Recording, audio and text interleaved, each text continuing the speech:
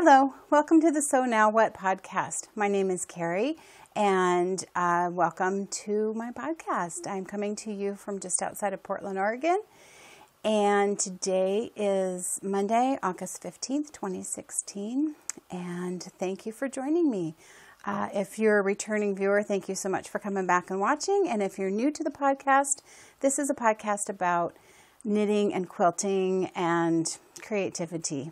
We'll see what messes I get into. So far, it's been mostly just quilting and knitting, but I like to leave my options open. So welcome, everybody. As you can see from the intro, I did a little bit of hiking. I did a day trip to the coast. It happened to be a real windy day, so I didn't get to get out onto the beach because it was just blowing too hard. Millie, who loves the beach, loves to run around on the beach and stuff, she just kind of hid behind me, and her little beard was just plastered to her face and just looking at me like, can we not do this right now?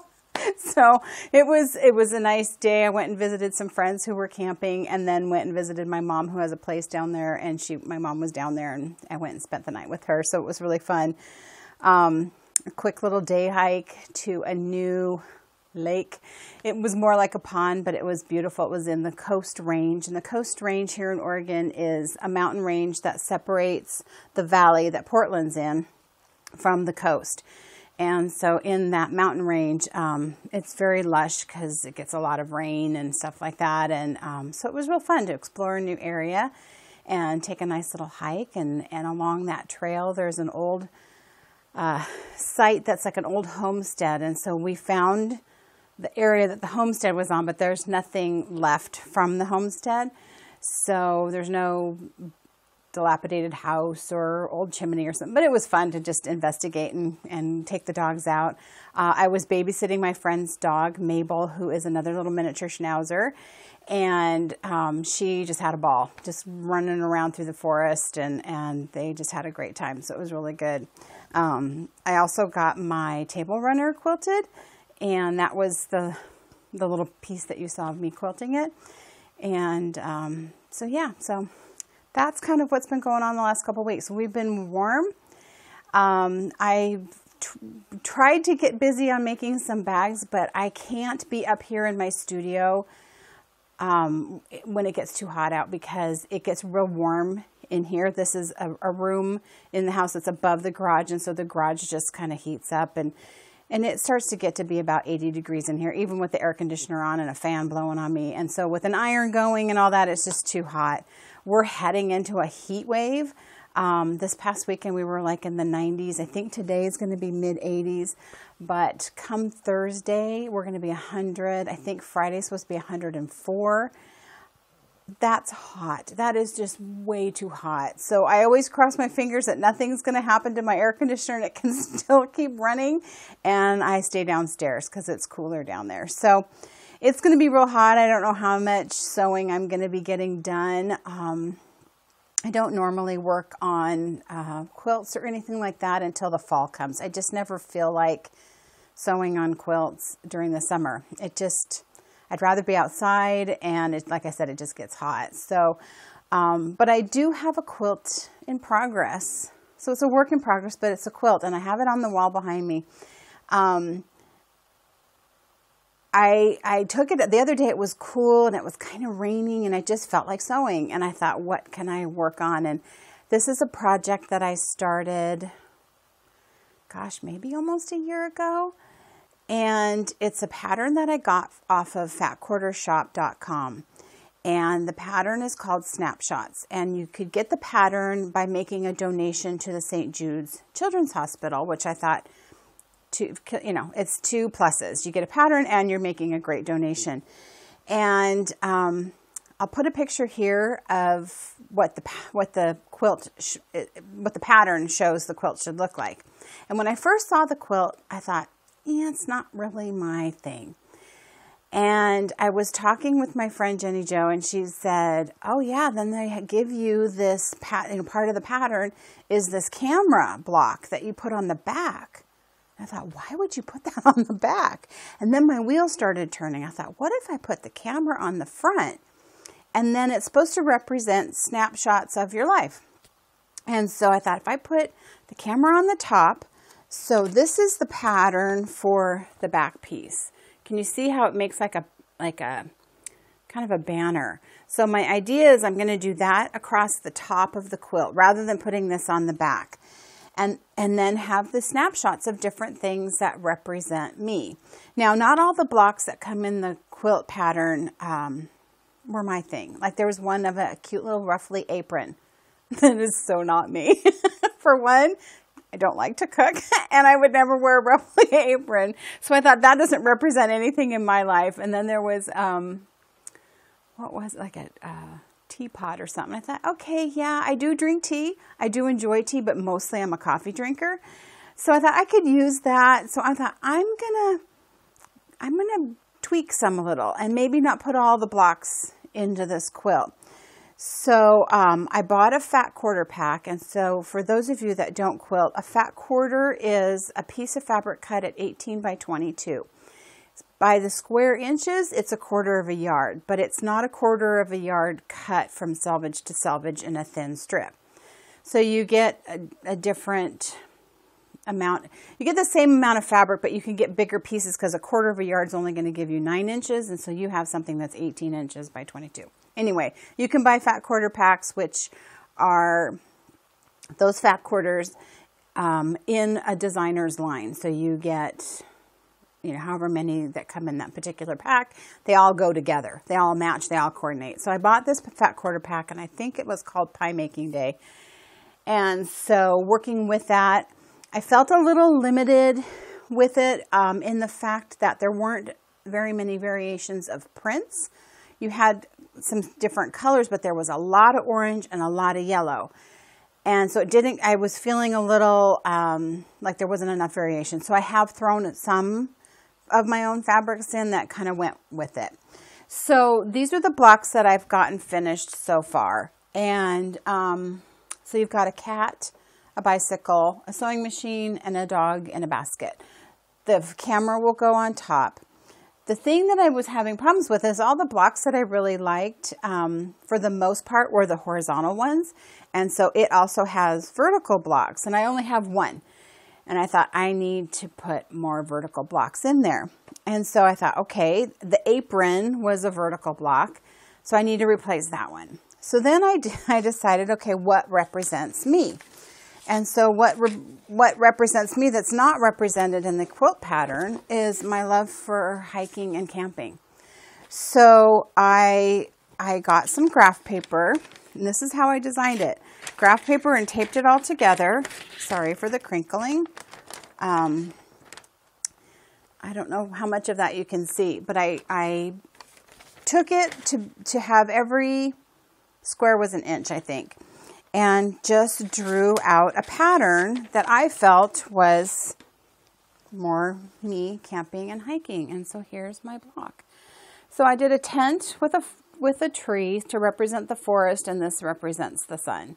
So it's just an outdoor representation.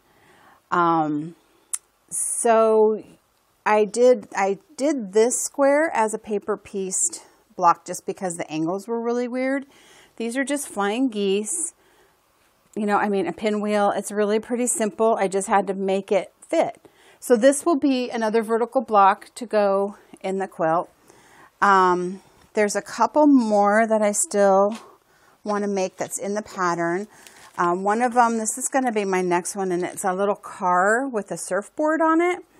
And I thought, well, I've never surfed in my life, not to take it so literally, but I thought I do kayak. We have kayaks. We haven't been out in a few years, but we do enjoy it. So I drew out a kayak that could go on top of the car.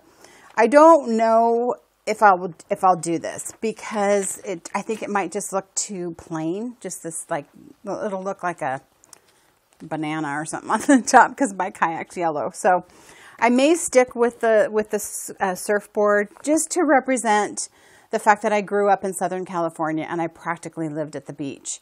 So even though I didn't surf, I body surfed and I played in the ocean all the time. We lived in the ocean. So I may keep the pattern as it is. That's still up for grabs, but I'm pretty sure I'll keep it with the surfboard. So that will probably be my next block. And then the background fabric is this gray, almost a linen look. I think it's Moda Essex. I'm not really sure, because I had bought a kit online that I didn't want to make the quilt that it came with, but I wanted all the fabrics, and it was on sale and all that. So this will give me enough to put as the background for that. So then each block is bordered with black and this on it. I think it'll look really cool. So that's my work in progress. I figure you can't always see the finished quilt, because I think sometimes it's fun to see how you got there. So I'm not going to always focus on just what's finished. This will make me get this back out and work on it. It gets a little tedious because there's a lot of pieces in each block. And so you really have to be focused and block out a pretty good size amount of time to get it cut out. And then I have to make sure I label what each piece is. It's like, this is piece A and B and C and all that. And the instructions are very well written. It's just that there's a lot to it when you're doing pictorial type quilt blocks. So yeah, so that's my snapshots, and stay tuned. Stay tuned and we'll see where that goes. So I want to move now on to the giveaway, because we had a giveaway. Yay! So let's move right into that. Okay, so in the last episode, I announced that I was doing a giveaway, and the giveaway was for this project bag, this one-of-a-kind project bag, and this beautiful skein of Paradise City yarn, one of my hand-dyed yarns. And so all you had to do was go onto Ravelry and go to the thread, which just said, give me some feedback on the podcast. I appreciate everything everybody said, and I got some good ideas, and it was really helpful for me. So thank you so much for giving me the feedback that you did. So this morning I closed it. It was a little later than 6. It may have been 6:10, but close enough. And then I did random number generator, and we had 66 entries. And so I didn't count mine. I did the number from 2 to 67. And so it picked number 40, and number 40 is XNon48. And I don't know your name because you don't have your name on Ravelry, but she lives in Coos Bay, Oregon. So that was like, how random is that? It's actually somebody local, kind of local. It's not very close to me. It's on the coast, down way south, but it's another Oregonian. So congratulations, and contact me either through Ravelry or Instagram. You can see, you can find all the links of how to find me on those will be down in the show notes below. If you're watching this on YouTube, I don't know how else you'd be watching this, because I upload it to YouTube, but evidently there's other ways. So if you're on YouTube, you'll find the link to how to message me, but message me so I can get your address and I'll mail that out to you. So congratulations. Thank you to everybody that participated in it. You guys gave me great feedback, and it really helped, and it'll help in the future for how I approach things, because so often I think when we get really comfortable with what we know how to do, like I've been quilting for a long time, I've been long arming for a long time, that to me it's like no big deal. It's like, it's just this, how it's not that great. But I think for somebody that doesn't know that much about it, or is seeing it for the first time, it is interesting. So I'm going to kind of look at it from that perspective, and you guys helped me see that I don't want to come across as like boring, and I'm not going to do a song and dance for you. Trust me, you don't want me to do that. But I will look at it in the fact that not everybody knows what I'm showing, so it could be interesting to somebody, even though it may not be like fascinating to me. Anyway, enough of that. So XNon48, contact me and I will send you your prize, and congratulations. I hope to do another giveaway here soon. So stay tuned. So I want to go into some knitting and let me do my FOs first. So I finished my, whoopsie daisy. I finished my Campside shawl. I haven't had a chance to block it yet because I finished it last week, and having the extra dog, I didn't want to have it out on the floor and stuff. But it's finished. It's big. It'll be really a lot bigger too when I can block it and really pull it out. So there it is. That was knitted with Blue Moon Fiber Arts. And it was there. It's called Moonstone is the color. It is a sport weight. I think it's a sport weight. And it's, I don't know, have the tag. Okay, that's really bad. I've mentioned it before on previous episodes. I'll put the link to what it is down below so you can look it up if you want to. The pattern called for a little bit more yardage than what was on my ball. And I had plenty. I ended up with 10 grams, 20 grams, something like that left over. And I did the whole pattern. Followed the whole pattern. I didn't have to make it any shorter or anything like that. So I have to update my project page, but I'll put those notes in there so that if you do have a skeiny yarn that may not, because it called for like 740 or something. And I had just under 700 or something. I had plenty. And I'm an average knitter. I don't knit tight, and I don't think I knit loose. I usually knit to gauge when I check gauge. I don't always check gauge. But this will be really nice in the wintertime because it's warm. It's a Polworth wool. Well, I don't know what that is, but that's what it is, and silk. So it'll be nice. And the color is very pretty. Very subtle shades. It's got just the tiniest touch of like a blue lavender and different shades of blues, and real pretty. Fine pattern to work on. It gets big, and so it takes like a half an hour at the end to get across. But that's what happens when you make big things. I also finished my dark side socks. This is Felice yarn that I got from Knit Picks in the colorway dark side. So these are just vanilla socks. I did a slip stitch every fourth stitch, so I would, when the color changed. So when it was like I'm knitting along and I'm knitting black, and then all of a sudden I get a purple, then I would knit one. No, what would I do? Knit 3, slip 1, knit 3, slip 1 until I got all the way around, and then I would just knit till the next color changed. And when the new color kicked in, I'd knit 3, slip 1. And so it gave it just a little bit of texture. So these, if you remember from last time, had a little bit of a difference with the yellow that it was this yellow up here because I knit from the top down. So if you can see, if I can hold this straight, here we go. This yellow was a different width. Same number of stitches and all that kind of stuff. But as it moved down the sock, so it got weird here where I split it for the heel. I kind of like the fact that they have black heels. That was kind of cool. But then it evened out, and they ended up being exactly the same at the bottom. So somewhere in the heel is where it caught up to itself. But being that that's where it broke, you can't really tell. So it will look, that's where you're going to see where there's something different because that black did that. It happened to be the slip row, and so it looks like stitches. So another thing that happened with these socks, which one is this one? I'm going to show you the mistakes because it's not all about the highlights. You have to see where things go wrong. So I was knitting and had it in my bag, and I didn't put my needles in my needle holder. And so when I pulled it out, 3 or 4 stitches had slipped off the needle. And I thought, oh no. So I got them back on, but I put them on the wrong needle, and I was making the gusset. So I have a little jiggy jog where the gusset is because of those stitches being on the wrong needle.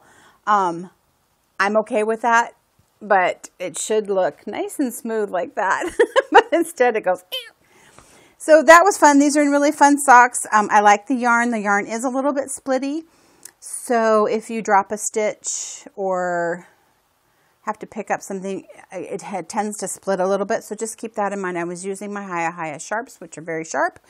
I don't know if that has something to do with it, but you just have to take extra care. So 2 FOs. Woo, me. That's it. But I do have some bigger projects that I am working on as far as works in progress. So let's move into the works in progress. If you remember back, I think it was last time, I told you I started my Random Active Color shawl. And originally, I'm going to start with what I was originally going to do. So let me get this out. So this, because I changed it. So these were the colors. So this was the top part, and then you moved into this. And I thought, okay, and I really struggled with picking this one. I really wanted to use this color. And I thought, this is more of a purple, and this is more of a pink. And I thought, well, they're different enough. We'll use that. And then this will be my pop of color, this green. So I did the top section, and I started in with the purple because it started to do the striping of the purple. And it was like, it's the same color. It almost seemed like the same color. And I thought, is it just the lighting? I'm looking in the light and I'm thinking, there's not enough contrast. It's just going to look like one big color. And I like the fact that it has the striping. So that's the shawl. So mine's ending up looking kind of similar in colors to that because I took out the purple because it just was too close to what I'd already done. And I thought, well, shoot, if I would have realized that, I would have used the purple first because I really wanted to use that. But I already had done the pink one. And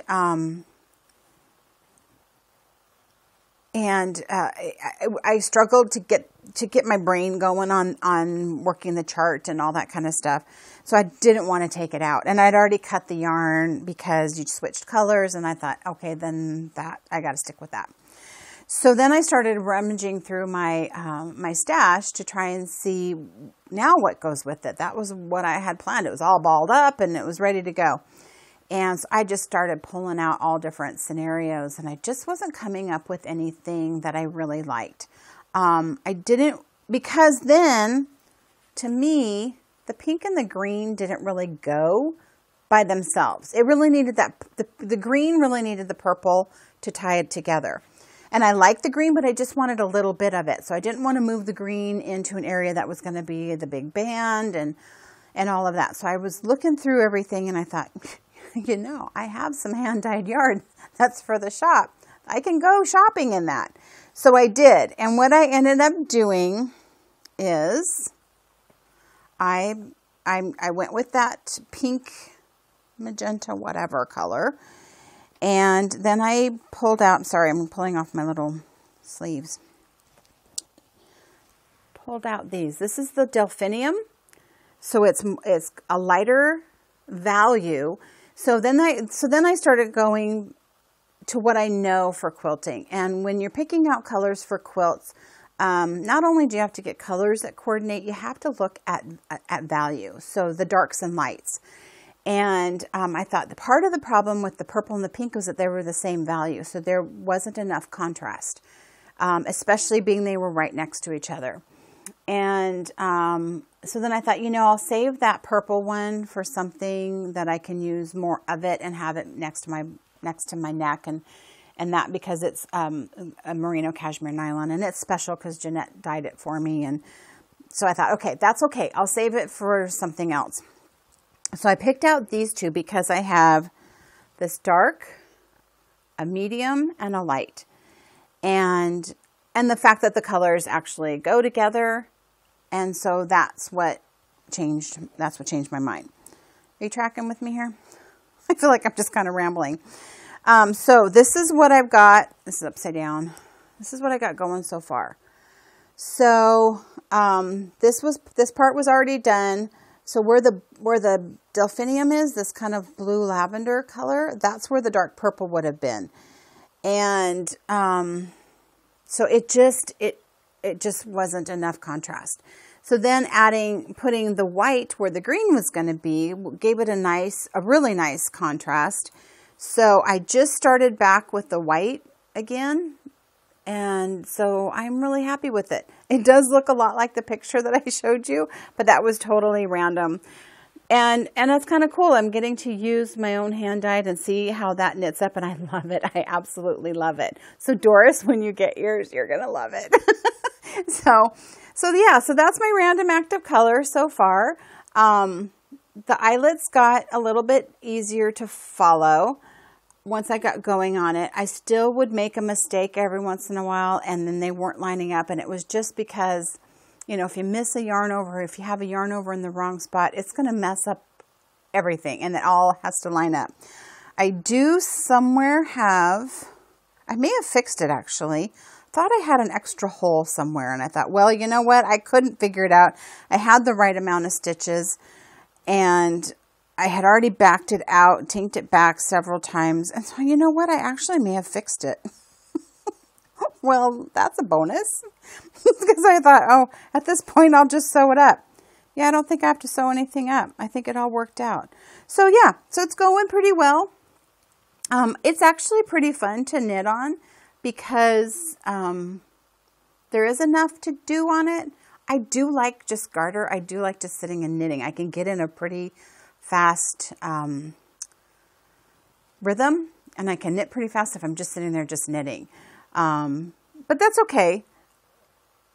Doing something different is good too. So I think when I'm now in the white, which this white has a little touch of gray and has just the slightest hint every once in a while of like a salmon color and a very slight little turquoise color. When I ordered this yarn, I got, oh, this yarn is from Bohemia Fibers. Bohemian Fiber Arts? Bohemian Fibers. I'll get the tag out. Oh, geez. Now I'm dropping everything. All right. Goodness gracious. I'm getting myself all tangled. All right. So Bohemian Fibers hand-dyed yarn. And this is the Gaze colorway. And she dyes to order. And so when I ordered it, I thought the skein was going to have a little bit more of the blue and the salmon and gray, and it's a lot of white. So it actually is working out really well here because I think it needed that white. But can you see where you get that little bit of shaded gray every once in a while, so it's not so flat? So it's working out really well. And so that was just, that's how that happened. So I wanted to also share with you, I know my friend Michelle uses, I think she calls them yarn condoms. And I don't really know what they're for other than they hold your yarn together when you ball it up. So they're kind of like a sock that fits over your cake once you've caked it up. Well, I kind of made my own, and what I did, let me put this back in my bag. I'm going to get everything so tangled up. What I did is I took a pair of little girl's tights, and I had some for some reason from another craft project or something because I don't have any girls. And I just cut a section off the leg. So these are stretchy. They're just stretchy. They made like a stretchy band. And so I put it around my yarn. I'm not really sure what it's doing other than like this is getting a little small. So I think it's maybe holding it together. It is, one thing I do think is nice about it is that when I'm putting it in my bag, nothing's getting like snagged up on the outside of the cake. It's just kind of, they all kind of nestle in there. So a helpful little tip is go buy, or if you have a little girl, to get some of her tights that don't fit her anymore or something. And I don't know what size. I just got like smalls. They weren't very big. And just cut the leg off. And I think I got 4 or 5 bands off of one leg. So one of them,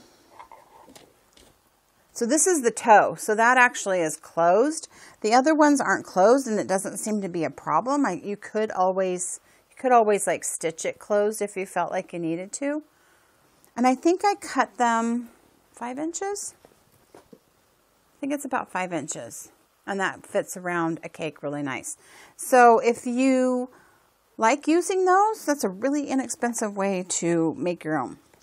And then you could get fun little prints. I just happen to have pink because of whatever I worked on. So, yeah, so that's that. Another work in progress is, something just fell. I'm working on another pair of socks because as soon as I got my dark side socks finished, I cast on a new pair because that's the rules. And so I'm using my yarn that I got from the Cozy Knitter. It's her Friends for Life colorway, which is a couple of shades of gray, white, and then like this kind of salmon pink color. And it's self-striping yarn. It's my first yarn from her. She also, with her yarns, does contrasting cuff, heel, and toe. And so I picked gray. So I cast on my sock, and I'm doing the Geek Sock pattern. It's a free pattern that I got on knitty.com, and it's made for self-striping socks. And it's a slip stitch kind of pattern. It's really easy, but it just kind of changes the simple stripe. So here's my sock so far. I started from the cuff. This gray is the contrasting heel, and the skein happened to start with the gray, so it just blended right in. But isn't that cool? I think this yarn is perfect for that pattern.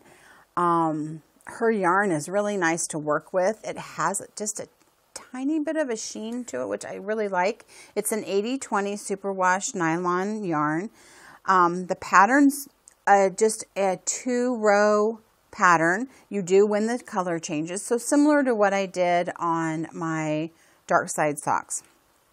The only thing that I'm wondering about is the thickness because of the slip stitches. Because, let me turn inside out. Can you see where you've got the slips? So that adds a little bit of ridging on the inside, and it almost makes it feel thicker, kind of.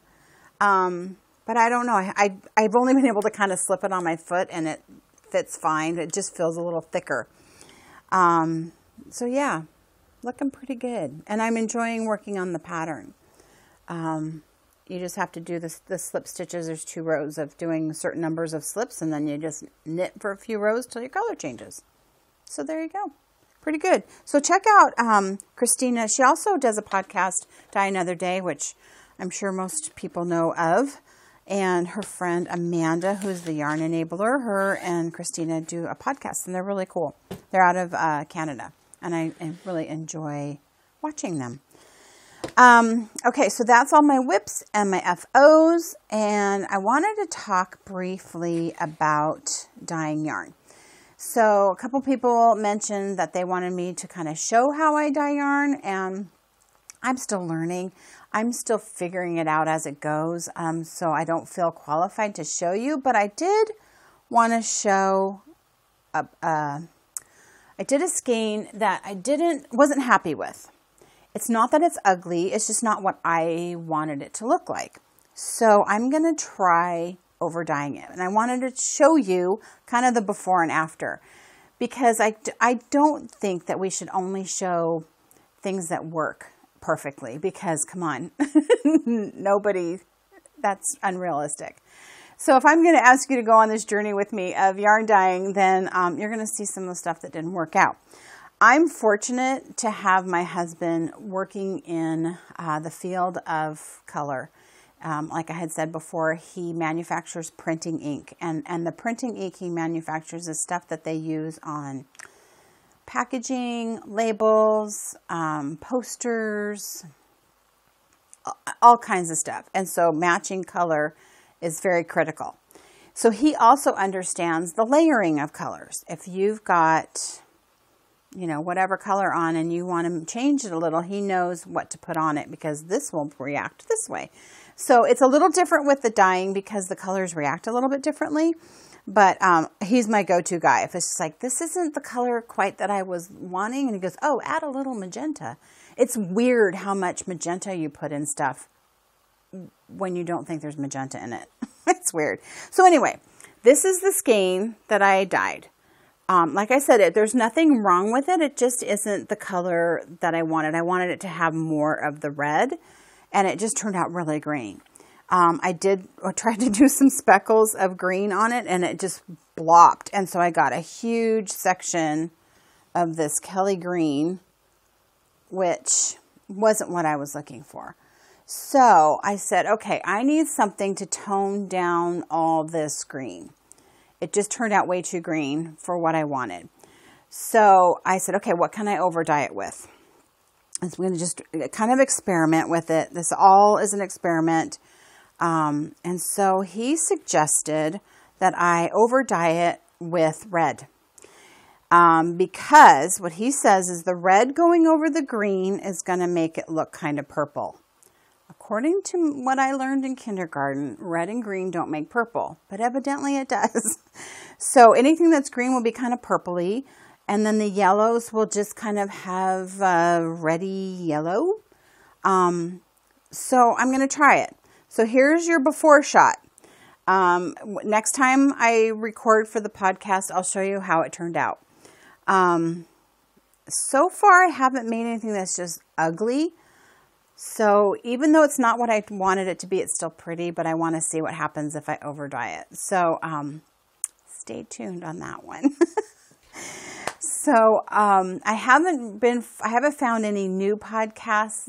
So I don't have any new podcasts to share with you. So at this point, I think I'm going to go into a shop update. So if you're not interested, it's not a very big shop update, but if you're not interested, then thank you so much for watching. And if you want to see what I've been up to, then stick around. So I haven't done a whole lot of sewing as far as bags go, because like I said, it's just been too warm. I got one bag done. So I've got some new fabric, which I think is super adorable. I showed it on Pinterest. If you follow me, you've seen it. This is the cat one, and it's like skeleton cats, like the Day of the Dead kind of thing, and it's cats. And then I have some that are dogs, and so I'm going to work on some bags for that. So this is a drawstring bag, the black bottom. I really do like the drawstring bags for sock bags. They're real handy. So I'll be making more of these, just kind of watch the shop to see if I get more. Like I said, I just haven't been sewing. I'm not going to probably sew a lot this week. That was good. I'm not going to probably sew this week just because it's going to be way too hot. So I did get some dyeing done, and so let me show you what I've got. I wanted to try and do something kind of in a neutral. So this is called Toes in the Sand. So you've got kind of a sand color and a very light blue in there, and I actually think it would look really pretty put together with a blue. If you needed a two-color something, you know, like a dark enough blue. This one happens to be Deep Blue Sea. This is on my MCN base. I've shown that before, but I wanted you to see what it could go with. So this is Toes in the Sand. I did this one as Nobody Puts Baby in the Corner. You know what movie that's from. Because I thought of the little pink, and then it's got this dirty side to it. So that's a fun color. Another one that I did, hang on a second. I'm so discombobulated today. Oh my gosh. Didn't get much sleep last night. So this is Plum Crazy. This is on my Dreamy base, which is a merino cashmere nylon. Then I also did on the merino cashmere nylon blend Secret Garden. And look how good those go together, right? So these are both on the merino cashmere nylon base. This one I'm not sure. I'm thinking right now I'm going to call it Rocket Pop, because I might be dating myself. I don't even know if it's still out there, but I remember as a kid when the ice cream truck would come around and they sold out of the truck Rocket Pops, and they were blue, white, and red. And this is like the colors of the Rocket Pop. So this goes from black to navy to turquoise. And then it's this really deep kind of a cherry magenta color. But it looked like a Rocket Pop. So I think when I dye this again, I'm going to dye this to be a little bit more truer red. I'm still working on trying to find my true red.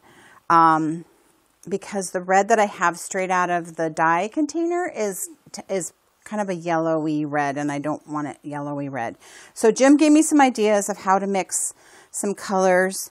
I think I have to put magenta in it, because magenta goes in everything. So anyway, this is Rocket Pop for right now.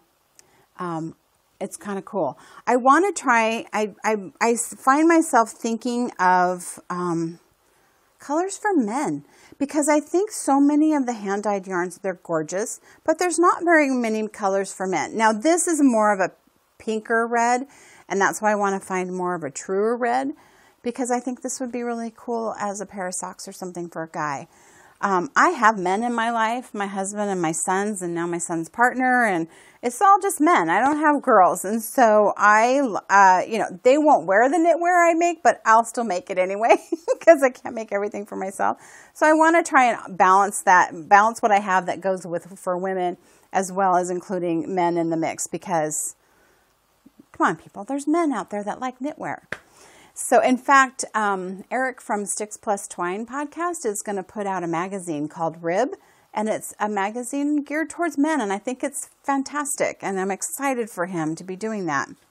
So anyway, that's what I have. I'm going to put those in the shop, except for the Boo Boo one, and it's not a Boo Boo, come on, but I'll re-dye that one. So that's it. That's all I got. So I'm going to go. I'm gonna lay low for the next week or so till it cools off. We're supposed to go camping this weekend. We have reservations to go camping, and we saw how hot it was going to be this morning when they did the forecast, and we thought, we can't go camping. It's going to be 104, and the coolest it's going to get is like 95, and we're not going to feel like hiking. He goes, well, we've got air conditioner in our trailer. And I said, if we're just going to sit in the trailer in air conditioning, I might as well just stay home. At least I got home here instead of just sitting in a trailer.